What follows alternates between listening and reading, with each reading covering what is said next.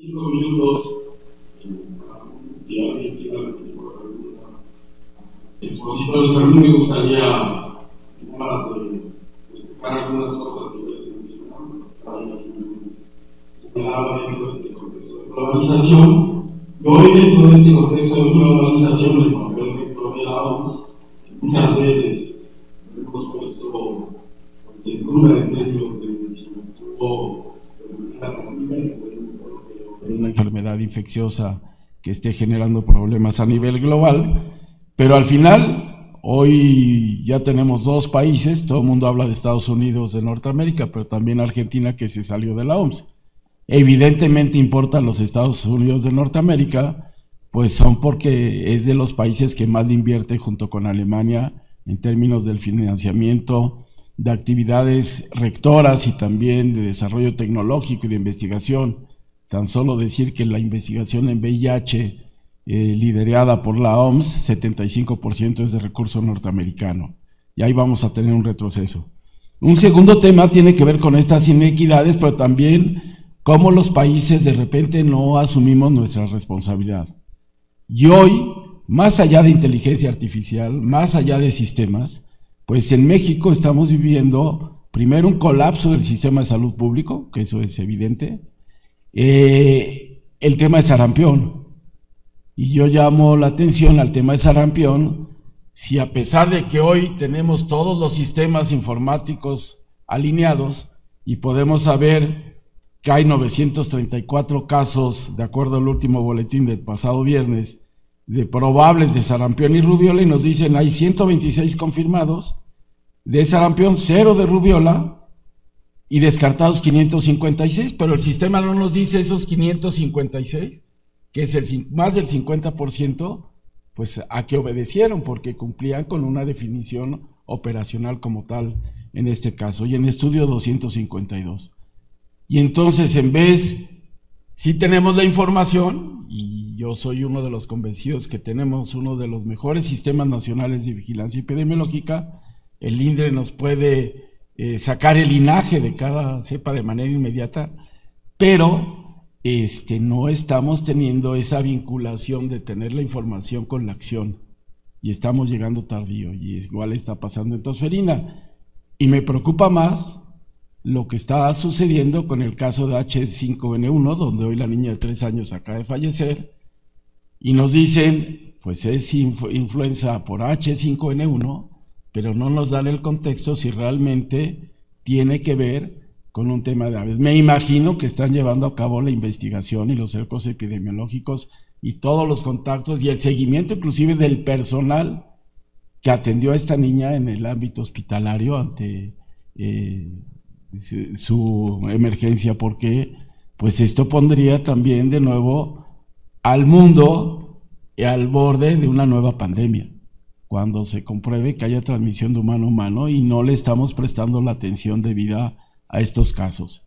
Nos estamos acostumbrando a las noticias y ahí nos quedamos. Y le cedería la palabra al doctor Quiñones, que seguramente tiene alguna pregunta al respecto.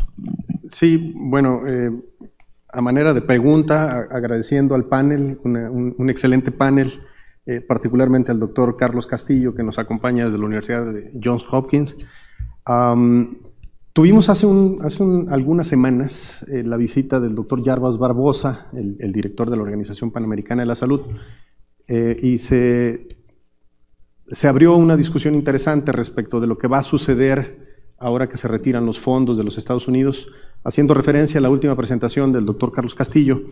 Y me gustaría quizá escuchar algún comentario de parte de los panelistas respecto de alguna de las últimas láminas del doctor Castillo. Ahora que se van a retirar fondos y que como parte, y se pone en riesgo la propia organización, y considerando la experiencia del panamericanismo, porque la Organización Panamericana de la Salud en realidad es la heredera de la Oficina Sanitaria Panamericana, 1902 es cuando se organizan los países en la región, y muchos años después, hasta 1947, 48, es que se conforma la OMS. ¿Qué oportunidades tendríamos como países para empezar a interactuar, para empezar a tener interlocución, para empezar a tener alguna propuesta colaborativa para quien la quiera tomar en el panel. Doctora Jiménez. No sé si entendí bien tu pregunta, que te refieres a que dado que ahora ya no tenemos las fuentes de información o poco a poco, como comentaba el doctor Castillo, se nos está cortando la información. Yo cada semana seguía el MMWR desde hace muchos años y en la primera semana que tomó posesión Donald Trump dejó de salir el MMWR. Y sí quiero decir que como epidemióloga y en particular en los 6 años que estuve en la Dirección General de Epidemiología, era un insumo para nosotros fundamental, en particular hablando del tema de influenza, cómo se comportaba Estados Unidos y también con COVID, era ver el comportamiento, ver los grupos de riesgo, porque nosotros siempre vamos atrás de ellos por tiempo y esto tiene que ver con los movimientos migratorios, vuelos aéreos, intercambio comercial, etcétera, etcétera. Todas las nuevas variantes de COVID llegaban primero a Estados Unidos y nosotros en un mes, mes y medio, esperábamos tener esa nueva variante ya en nuestro país.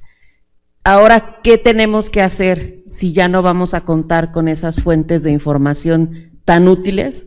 Pues lo primero es fortalecer nuestros propios sistemas.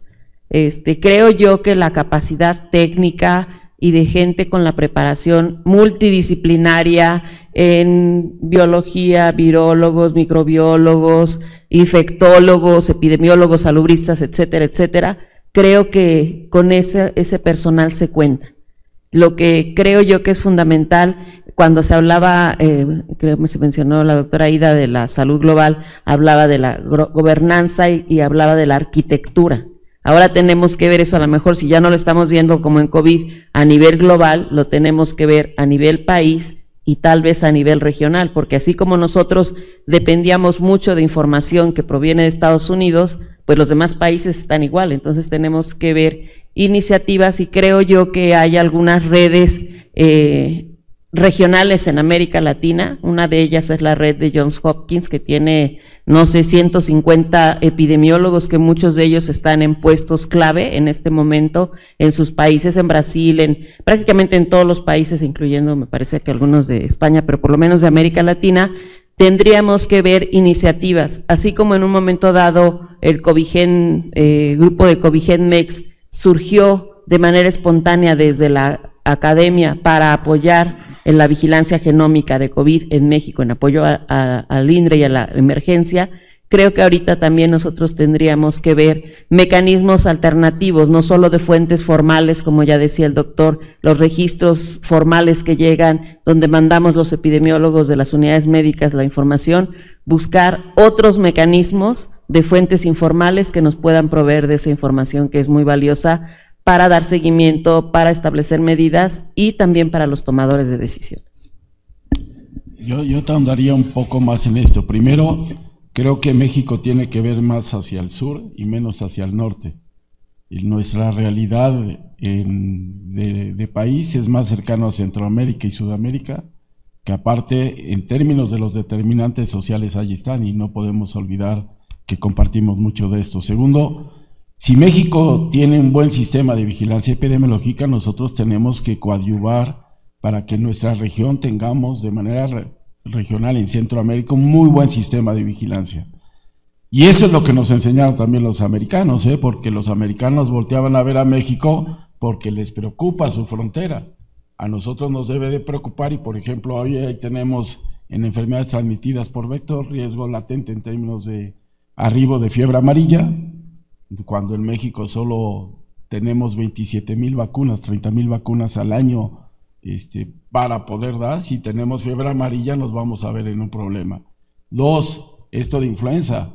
Llama mucho la atención cómo en vez de fortalecer reserva estratégica con lo que nos acaba de pasar de COVID, la zarandeada que nos dio en términos de muertes, de morbio y mortalidad, pues la reserva estratégica hoy de antivirales para un caso de influenza H5N1 es de 40,000, y lo cual es nada. Para el 2009, la influenza de H1N1, México tenía 1,5 millones de tratamientos que sirvieron y la mortalidad por influenza fue de menos de 3,000 personas. Entonces es claro que de repente no aprendemos de las propias experiencias que podemos tener. Y creo que ahí también Ya tú lo comentabas y creo que es de manera muy clara. Más allá de ver la globalización con otros continentes, primero tenemos que voltear a ver a los que tenemos al lado y con los que convivimos y compartimos hasta idioma. Desafortunadamente, también lo tengo que decir, OPS ha sido también de la única organización a nivel mundial que, como hay países caribeños que hablan inglés, entonces hacen una reunión para países caribeños y otra para países en español, en algo que yo a todas luces llamo turismo sanitario, porque no puede ser, porque podemos compartir experiencias, tecnología y todo, y hoy la inteligencia artificial nos ayudaría hasta que hubiera traductores artificiales para este tipo de reuniones, ¿no? Pero bueno, eso es algo que también tendremos que analizar para evitar múltiples reuniones que nada más sirven para hablar de lo mismo con los mismos, y de eso sí conocer buenas ciudades de ahí en nuestro continente, ¿no? Sí, la doctora Aida. Nada más solamente un comentario respecto a, sí, estoy de acuerdo que esta cuestión de los sistemas de vigilancia epidemiológica en México son robustos y siempre hay cuestiones de mejora que se pueden realizar, pero al final hay que tener en contexto que, como bien dice el doctor Jesús Felipe, antes de mirar fuera del país, tenemos que ver la realidad en México, que es que tenemos una alta heterogeneidad entre los diferentes estados.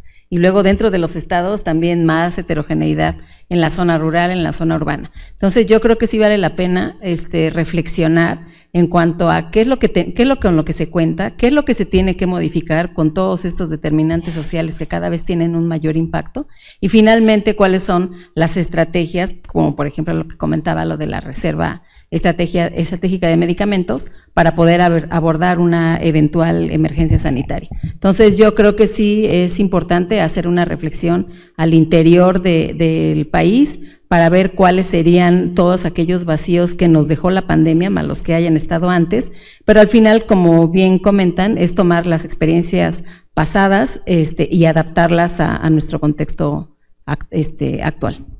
Y nada más porque si no lo digo, se me va a quedar ahí clavado. Nosotros como salubristas tenemos una gran deuda con este país porque no hemos sido capaces de construir el Registro Nacional de Cáncer. Tenemos 18 años pidiendo dinero, han dado dinero y hoy no lo tenemos. Y gran parte estoy convencido porque la decisión fue darle la rectoría al Instituto Nacional de Cancerología y no a la Dirección General de Epidemiología, quien es que lo tendría que llevar. Si tuviéramos ese Registro Nacional de Cáncer, hoy podríamos estar gerenciando más y evitando muertes prevenibles o inclusive prolongando la vida en mejores condiciones de nuestros pacientes con cáncer, donde en 25 años vamos a tener la mayoría de la población con cáncer. No sé si el doctor Castillo tienes una reflexión final, doctor. Creo que la inversión que ha hecho México en formación de epidemiología es una de las mejores que existen en América Latina. Yo creo que las alianzas estratégicas con Brasil serían esenciales, porque Brasil ha invertido muchísimo, no solo en la vigilancia, sino en la respuesta poblacional, particularmente los sistemas de vigilancia de determinantes sociales de equidad. Tienen 500 centros de inteligencia distribuidos en todo el país, y la existencia del sistema único, el SUS, que da atención a toda la población, serían ejemplos importantes para compartir con México. Sin embargo, yo creo, insisto, la formación de epidemiología que ha tenido México podría pensarse que sería un país de apoyo para muchos otros países de América Latina.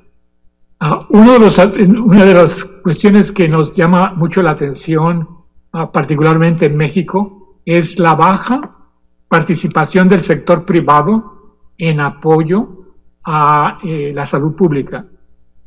Algunos de los hombres más ricos del mundo son mexicanos y no hay el aporte que existe en otros países, incluyendo Estados Unidos. Entonces, la filantropía a la salud no es algo que se ha visto de manera adecuada en un país como México, a pesar de que existen billones y billones de pesos o dólares disponibles para apoyar al país. Muchas gracias, doctor Castillo, y agradeciendo al doctor Jesús Felipe González Roldán, a la doctora María Eugenia y a Aida Jiménez Corona. Cerramos esta sesión el día de hoy, agradeciéndoles también a todos los participantes de manera presencial que todavía nos siguen acompañando en el foro y por supuesto a los que nos están viendo de manera virtual. Los invitamos el día de mañana, sigue nuestra sesión a partir de las 9 de la mañana. A las 5 de la tarde tendremos la sesión ordinaria, que es también una sesión conjunta entre la Sociedad Mexicana de Salud Pública y la Academia Nacional de Medicina de México. Y al finalizar les invitamos a un pequeño brindis para celebrar todavía nuestros 80 años de vida. Muchas gracias.